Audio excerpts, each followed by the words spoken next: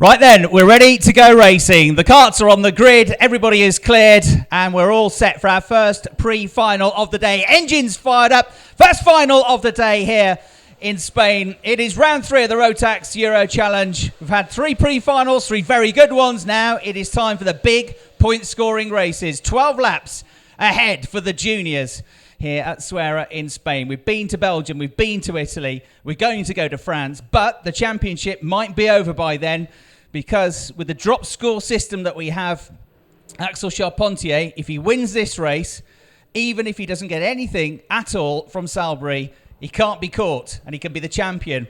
That is depending on the fact with other drivers doing really well in the race. Now, if he finishes second or third or fourth, he could still win the title if others around him fail to outscore him by enough points in this race. So Axel Charpentier, he's on 209 points, but if you drop his worst pre-final, you drop his worst final, he gets 123 points. If he wins this one, he'll get 178. And then the maximum score that others can get, well, he'll be winning by 2 points, definitely. The most that Van Berlo can get is now 262 points. 264 for Mark Kimber is his maximum score, 255 for Ollie Caldwell. So if Charpentier gets to the magic 264 and has 3 wins, he can't be caught. It's up to others to do something about it then. So on screen you can see the grid for DD2, which is not what we've got. We've got the juniors ready for the start of the race. Axel Charpentier is the driver that starts on pole position. Mark Kimber is alongside, and they are 2 of the top 3 in the championship. Ollie Caldwell starts on the second row of the grid. Dylan Byes starts on the third row of the grid. Second row of the grid as well. So it's Charpentier and Kimber, Caldwell and Byes, the top 4. Row 3, Lucas Dunner and Laurie Lepper. Row 4, Joe Phillips, John Nomblo. Row 5, Pepin Kregerfeld and Dirk Seifried. Row 6, Adrian Schimpf and Laszlo Toth. Row 7, Tamino Bergmeier, who's been quick all weekend long but suffered a bit in the pre-final. Ruben Del Sart alongside. Row 8, Killian Mayer and Antoine Percival. Killian's going to be one to come through here. Row 9, interesting, Glenn Van Berlo, who picked up a penalty in the race earlier on, and Enzo Valent. So those are quick drivers that are up in the top 4 in the pre-final but get penalties and have to start on the 9th row of the grid. And of course, the number 49 of Glenn Van Berlo is a championship contender. So that puts him up against it now. Alejandro Schimpf and Piotr Wisnicki completing the 10th row of the grid. So that's the top 20. Adam Smalley off the pace this weekend until today. He went well in the pre-final, got up to 8th place, and then there was some contact, and unfortunately down on the last row of the grid he will start. Now he's the driver 5th in the championship, so it could be another one to watch charging through the order. So then it is the final here in Zuera. It is 55 points for the race winner, and he wins. Charpentier wins the championship. He won't be caught.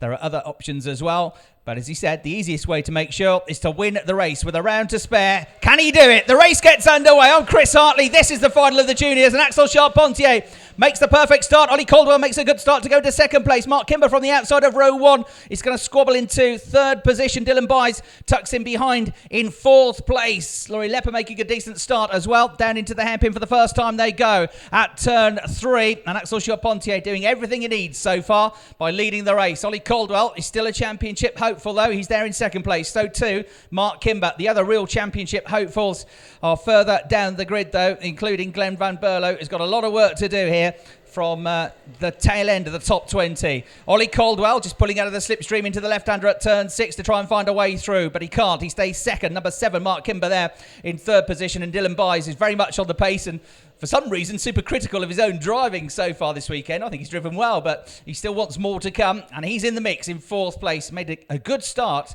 because on that outside row it's difficult to hold your position through the first corner, and he's still there where he started in 4th place, and you can see these 4 are off like an absolute rocket ship pulling away from the rest of the field. And now there might be a challenge for second place. Mark Kimber down the inside pulls out of the slipstream and goes past into second place. Ollie Caldwell might lose another here as well. Dylan Byes goes down the inside inside into turn 2. Caldwell couldn't do anything to stop that, really. He's down to 4th, but of course he'll now pick up the toe next time around.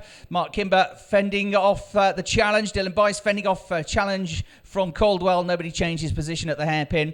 So it is Charpentier, Kimber. Bit of a gap back then to Dylan Bice in 3rd. Caldwell in 4th. Out of turn 4 they come. Lucas Stunner is in 5th place. Laurie Lepper is in 6th. John Nomblo in 7th. Ruben Del Start with a good start in 8th. Joe Phillips in 9th. Adrian Schimpf has come up into the top 10.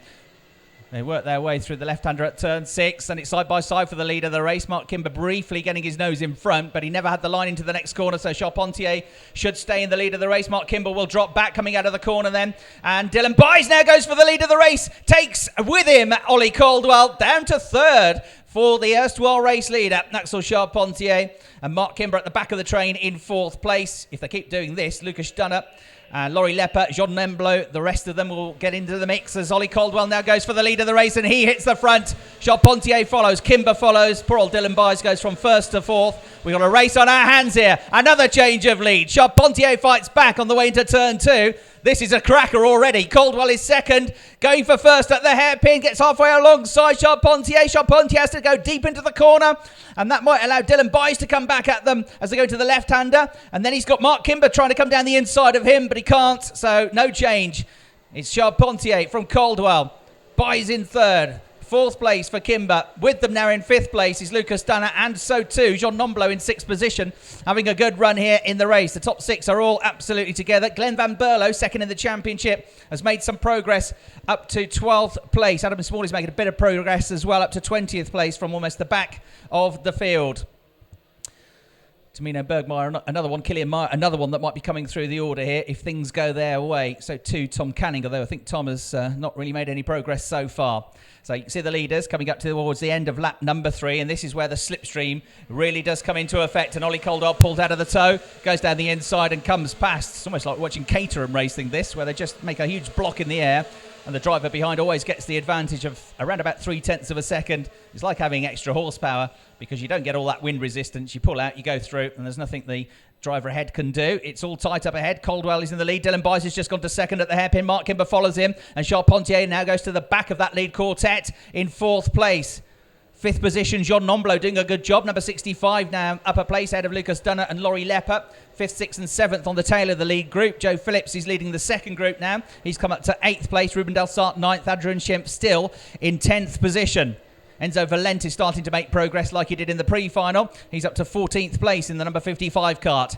And here we go. Mark Kimber going down the inside, more to defend his position than to attack, really, because he's got his teammate Charpentier behind him.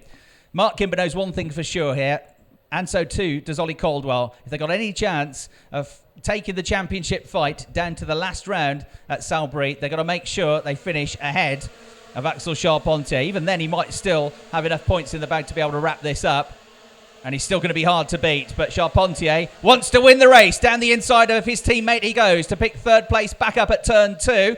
The top 2 are going to swap around now as well because Dylan Bice goes down at the inside at the hairpin. Caldwell down to 2nd place. Charpentier still 3rd. 4th place for Kimber. But there's 3 other carts on their tail now, including Lucas Dunner and Jean Nomblo, who are the next 2 in line. Numbers 14 and 65 respectively. Laurie Lepper and Joe Phillips are now onto the tail of that group as well. But it's becoming the battle for 3rd place because Dylan Bice and Ollie Caldwell have just started to break away from the rest of the pack here. They make their way through the left at 4, the right at 5, and into the hairpin at turn number 6.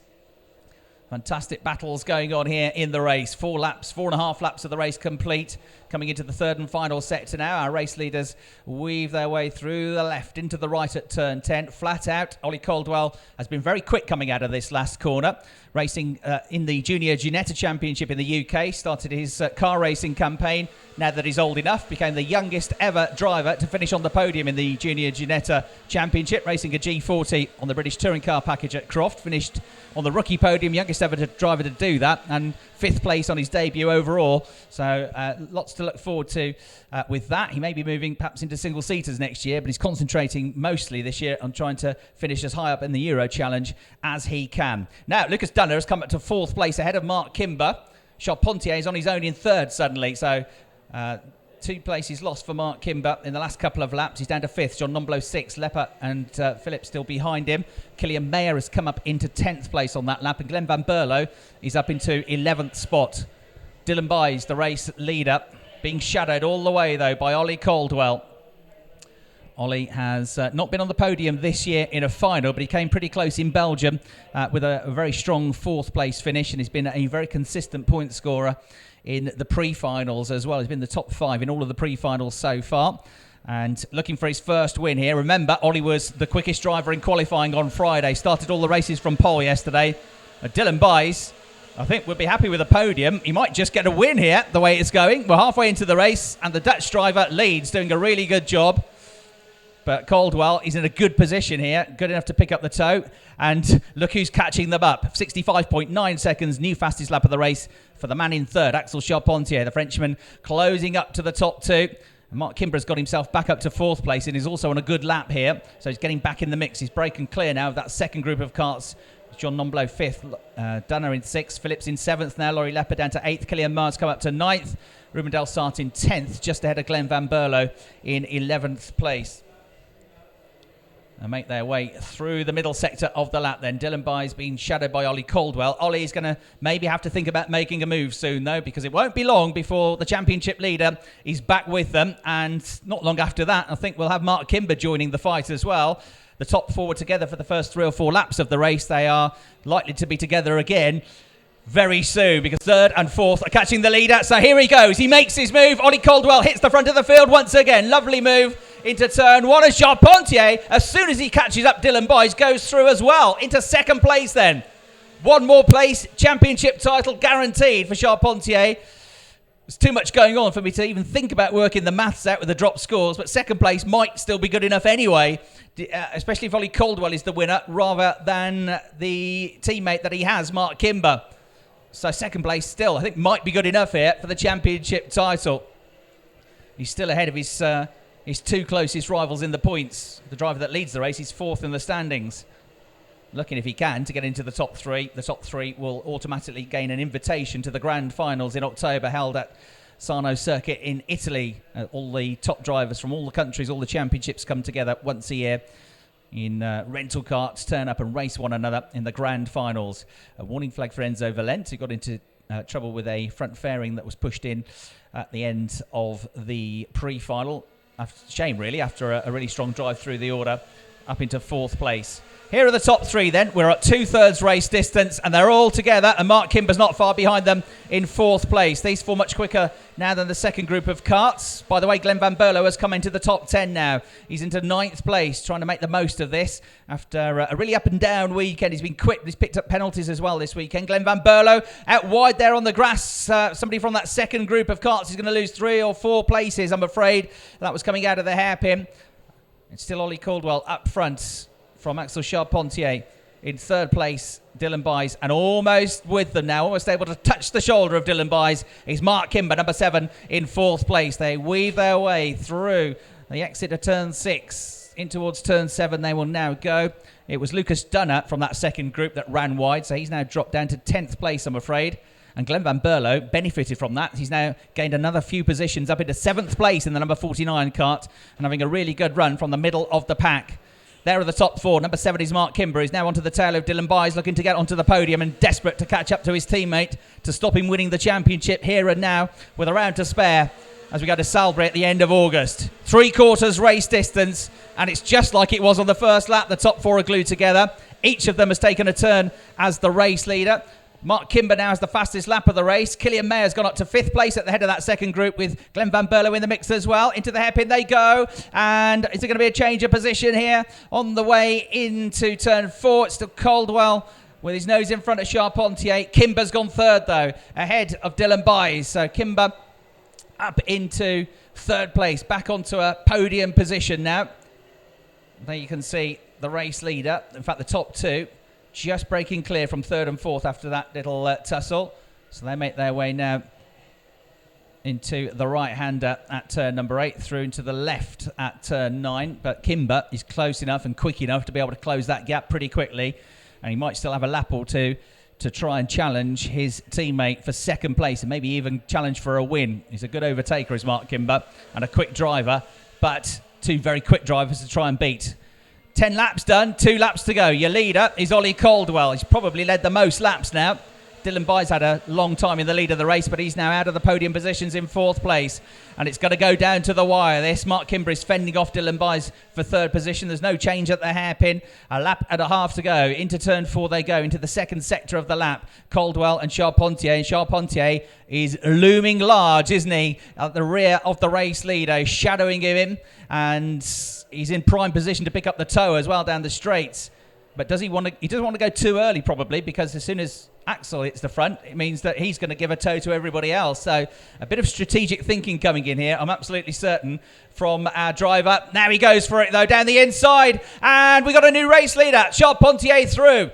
He can stay here for another lap and a bit. He's going to win the championship title, which in such an intense level of competition, to win it with a round to spare is going to be an awesome achievement. But it's not over yet. Caldwell is in the slipstream, defending down the inside as we go on to the last lap of the race. Is Axel Charpentier. Kimber in 3rd, Byes in 4th, ready to pick up the pieces if anything happens here. Still hanging on to the lead is Charpentier. Kimber goes around the outside of Caldwell to try and get second place away from him. They go down towards the hairpin. Kimber stranded on the outside line, though. And Dylan Byes now goes down the inside at turn 3 to get the final spot on the podium. It's not over yet, though. They're all going to be fighting like crazy for the last few corners of the race, but it is Charpentier still from Caldwell, Byes, and in 4th place now it is Mark Kimber. Charpentier is almost there, but he's driving, looking over his shoulder. He's defending. Dylan Byes is defending his 3rd place. He wants a podium finish here. Mark Kimber is desperate to get through, but there's no opportunity yet.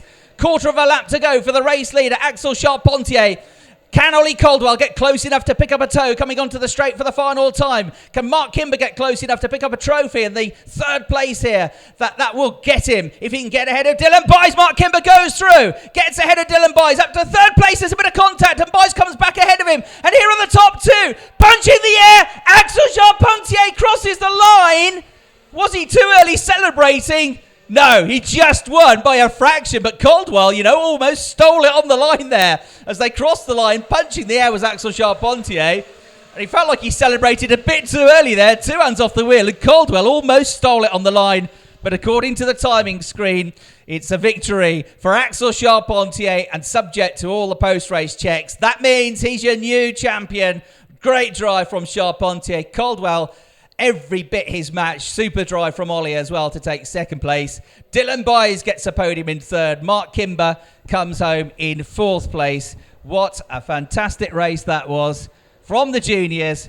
They've been on it all weekend long here. And there is the confirmation. By 0.5 of a second, Axel Charpentier wins for Strawberry. Ollie Caldwell for KR Sport 2nd.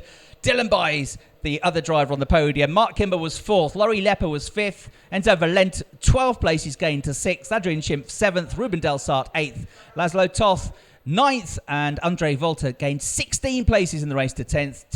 Tom Canning gained 11 places to finish in 11th place. And Glenn Van Berlo, in the end, dropped down to finish in 12th place. What a race from